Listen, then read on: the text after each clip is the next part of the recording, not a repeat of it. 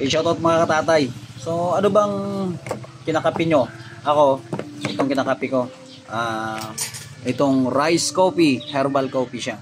14 in 1. Okay? 14 in 1 plus 1 yata ito. Tama, 14 in 1 plus 1.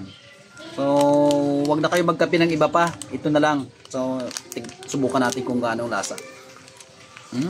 Talagang tirahin natin to. So, ito mga katatay, kinanggat-kagat na. So, ito isang sachet. So, sabi nila masarap ito eh. Talagang sobrang nakakatanggal ng sakit. Kaysa gumamit tayo ng ibang brand, ito na lang. So, alam nyo ba kung saan nabibili ito mga katatay?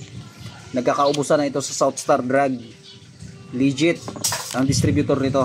Talagang maganda sa health benefits natin. Kaya ako sinasamahan ko ng exercise tapos ang mag-coffee. Instead gumamit tayo ng ibang coffee mga tatay, ito na. So, kuha tayo ng tubig natin.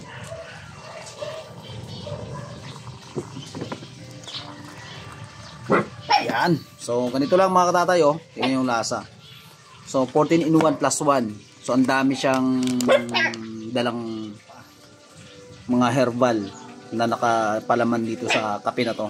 Kaya talagang sobrang special. Rice coffee mga katatay. Mapapabangon ko talaga sa madaling araw pag itong kinapi mo. So, saktong-sakto, malamig ang panahon ngayon. Sa lahat ng mga mahilig magkape dyan, ano ba ang kinakapi ninyo?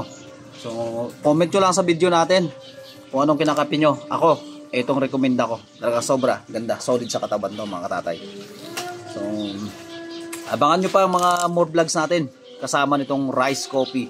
Ito yung ating kinakapi. Sobra. Titikman natin to mga katatay.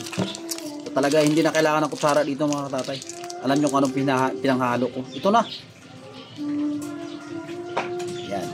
So, stir nyo lang mga katatay. Kompleto ricados na to. Sobrang sarap. Init pa. Yan, the best. Sa lasa, sa amoy, talagang sobrang sarap mga katatay. Kaya shoutout natin lahat ng mga nagkakape dyan na mga katatay natin. So ano bang kinakape ninyo? Comment nyo lang. Ako, rekomendado ko sa inyo itong rice coffee. Ito yan.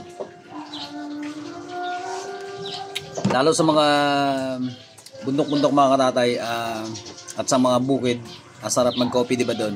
Pero syempre dami natin naramdamang mga sakit dahil mga radicals natin na nakakain at nalalanghap natin araw-araw. Etong rice coffee na to, binablocks nito ang mga sakit na dumadapo sa atin. Kaya ito, best recommended ko sa inyo. Mag rice coffee na kayo. Ayan, so shoutout sa inyo lahat dyan mga katatay. At ingat-ingat po tayo dahil masama ang panahon sa labas at malamig. So itong pantapat natin sa lamig,